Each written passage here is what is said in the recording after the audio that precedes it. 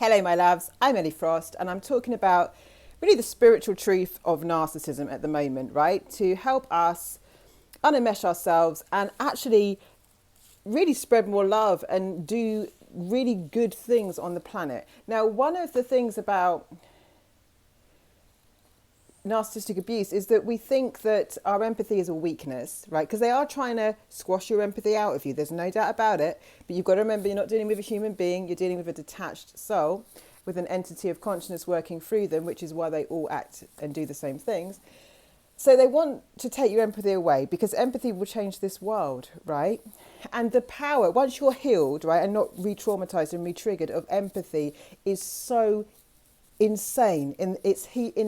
I've got different modalities. I use energetics to help heal people, but we all self-heal in actual fact.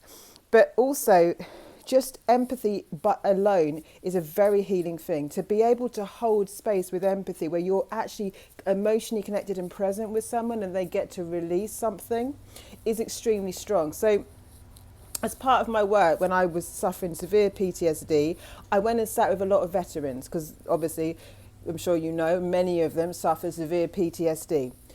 I want to give you an example. This is not supposed to trigger anyone, but I just want you to imagine something I'm going to tell you.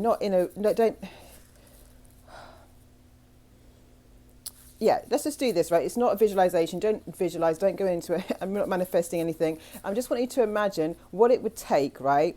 If you had a defenseless person in front of you, what it would take for you to, no triggers involved, constantly antagonize them, constantly want to hurt them, see them suffering, see them struggling, see them hopeless, see them go into despair, see them reach out for compassion, see them ask you to stop, right? What would it take? No trigger here, for you to,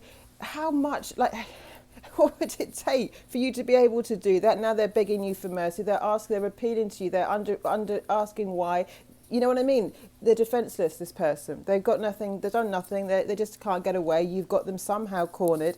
And they're trying to understand and they're begging for help. And you're just antagonizing them in any particular way. I don't want to traumatize us or imagine this. But can you see that it would take an awful lot for us to do that? A human being, it's very hard for us to do that, right? If something or someone is antagonized, to want to turn it up, right? And not only and if we did something like that, we would feel remorse afterwards, a normal human emotion that is designed to remind us that this is not good for us, right? So I get hurt for hurting you emotionally, which is to teach me not to. This is not someone you've been triggered by. This is not someone who's done something wrong. This is someone helpless who just happens to be in your path. And when you go away, can you imagine what it would take, because it's impossible for a regulated human to then actually get a high off that, right? And actually want to keep going on, keep going and keep going and keep going and keep going and keep going and keep going and keep going. That's a narcissist. It's not human. It's detached from the soul. No empathy, no remorse, no compassion. So as part of when I was learning about PTSD, studying it, trying to get it out of my body, I met a lot of veterans, and a lot of veterans have PTSD because they've fought in the war. A lot of them have severe addictions because they can't cope with what they've been through. A lot of them have done extraordinarily difficult things. So this is the power of empathy, right? I've sat with vets and heard some of the stories, they've not even told their families, of people they had to kill, children included, very sad stories, right? And I'm a highly sensitive person, right? This affected me like massively, but I have an ability, because I am healed, to be able to emotionally connect and hold space without judgment. So this is not about not showing humans compassion, because by sitting with those vets, they told me things they haven't been able to tell anyone, right? And I could genuinely connect to them, and I could hear, and these stories played on my mind because it's so intense, you know? I'm feeling for them, and they've had to go into some kind of autopilot to do their job, and I'm feeling for the other side of it. It's just a travesty, right, what they had to do. But the point is,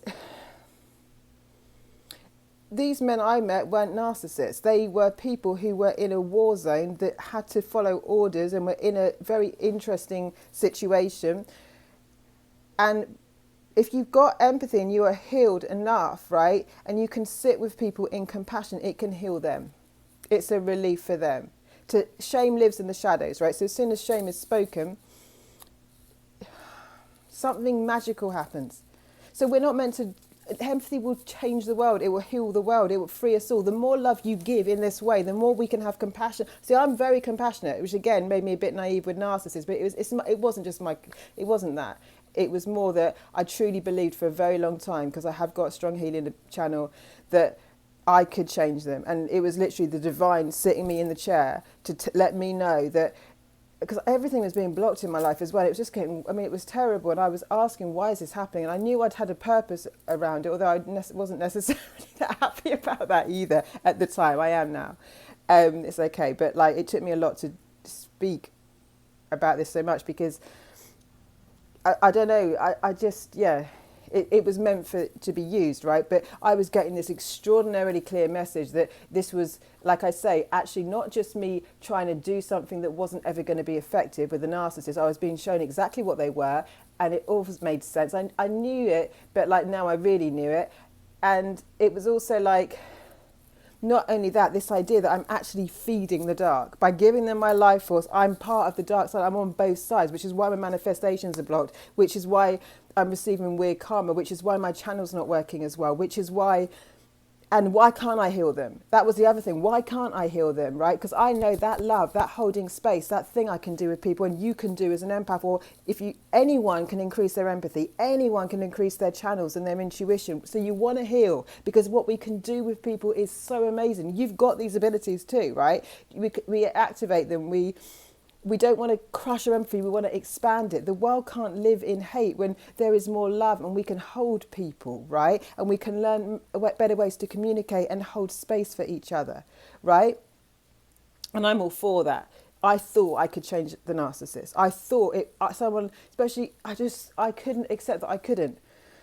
And I was given a complete message with the divine. It completely explained the spiritual truth, completely had to join the dots of it, completely had to be shown, had to awaken to the absolute truth. Because if I thought there was any possibility that I could actually be a catalyst to change them, I would be changing them. But I was shown they're not human.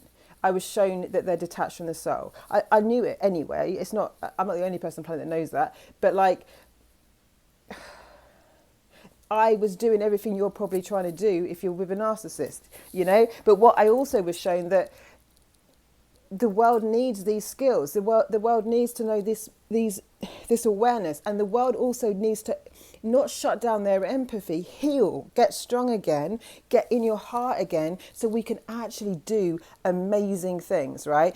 Your presence as an empath in a room can change the room. People can feel you. People know that you can feel them, and it gives them a connection that is so extraordinary, right? So what I really want to say is, this journey is about knowing that there is something inside of you that is so powerful, so amazing, right?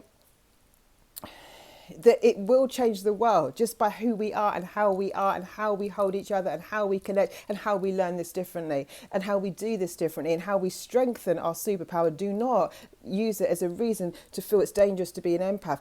You just don't know how to be an empath with a strong energetic field and channel that can't be fucked with, right? When you know that, this is different. And it's not just about boundaries verbally, it's a strong energy field and seeing the actual dark and light, knowing what things are, who is who. The people I met, the veterans, they've done, I've had other clients that have done things that, you know, again, a lot of things in human life is, and this is again what I knew, like, it's circumstantial, because in certain contexts, people do act in certain ways and their environment is against them. Doesn't mean they're bad people. I am for compassion on the planet, but I know that we are actually part of the problem, fueling the dark by giving them our life force. And our life force is very needed right now. We're going through a whole change, right?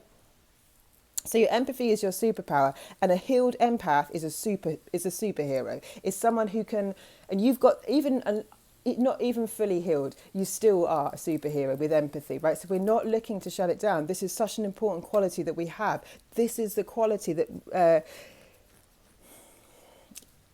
equals collective consciousness, not a me against you, a we consciousness, a we consciousness. What's good for me is good for you, is good for the whole. A we consciousness, and the businesses we build, the things that we do on the planet, like who we are. A we consciousness when thinking about each other, a we consciousness that brings us into you know, a world that we love, a world where there's a lot of heart, a world where it's like, it's the world we want.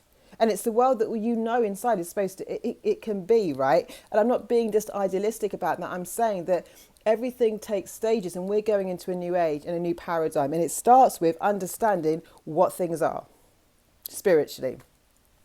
And when that happens, it also starts with knowing what you are, who you are, and what your gifts are, and how actually the thing that has been that people have been, that the narcissist tries to destroy in you, the reason being you have the power within you to change the world, to change everything in your life as well. Because trust me on this, I was such a great manifester, and in narcissistic abuse my channels weren't working properly. I couldn't get out of it. I couldn't get out of the traps they put me in. I couldn't manifest. When I finally did break away for good, that was using the divine, because I'd done enough healing. I was strong again in my field, right? I was connected again, and I'd been shown the truth. I had to wake up to the truth. I had to wake up to the truth. I wouldn't probably be doing this today. I'd probably be in a flipping trap. You know what I mean? Like squashed, diminished, not sharing what I know, because there's a missing piece to this. And it's the spiritual piece, it's the awakening piece, and it's also knowing that empathy is not meant to be protected and seen as a problem and a disease on the planet. That's the con. That's the part of this illusion. Empathy is, we all know this, when you've been with someone who can hold space for you, because they can sit and not need to avoid your pain because they're healed enough in their own, and they can just hold space. No judgment, just hold space in pure acceptance and love, and you get to be fully there with them. Empathy does that.